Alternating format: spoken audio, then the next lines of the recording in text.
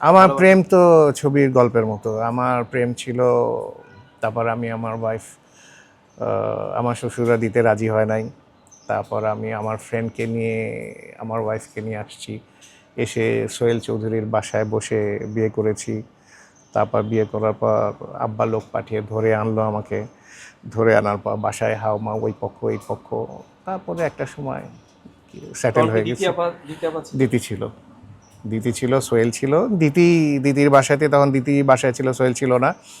দিদির বাসায় কাজী এনে ওখানে বিয়ে করলাম। দুপুরে খেয়ে দিয়ে আমরা রেস্ট করতেছি, চিন্তা করছিলাম যে বিকেলে কি করব, এখন নেক্সট প্ল্যান কি, কোথায় যাব, কেমনে কার কাছে গেছি। এর মধ্যে আমাকে ধরে ফেলছে।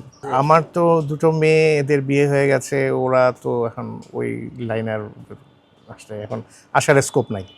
আমরা স্বাধীনতা যুদ্ধের সময় এই বাসাতেই ছিলাম। বাসার পিছনে তখন অনেক বড় লন ছিল, ওখানে আমরা বাংকার করেছিলাম।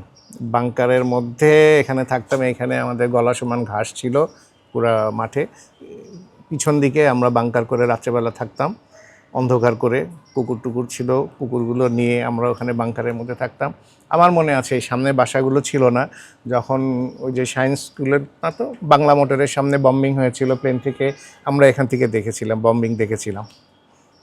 উপরে সাইরেন হতো যখন, প্লেন যেত যখন, মনে আছে আমরা তখন এগুলো।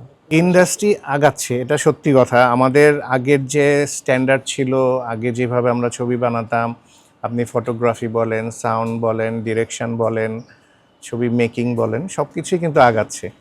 বাট সমস্যা হয়ে গেছে কি, সাকিব ছাড়া কেউ আর রিস্ক নিতে চাচ্ছে না।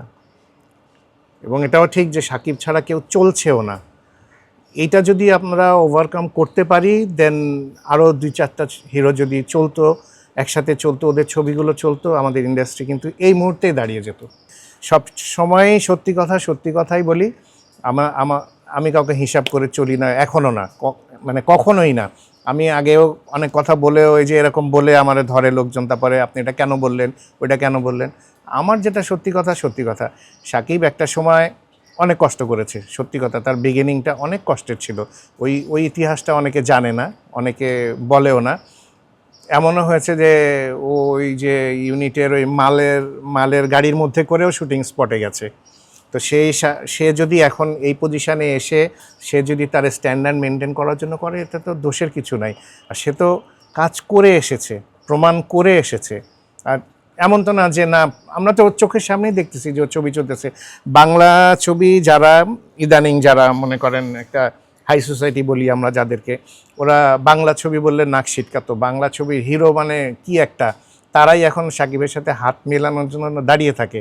এটা তো সাকিবের ক্রেডিট, এটা তো আপনাকে অ্যাকসেপ্ট করতেই হবে। আপনি যদি বলেন যে না, এটা এটা না, এটা করতেই হবে আপনাকে। এই যে এই জায়গাটাতে তো আসতে পেরেছে।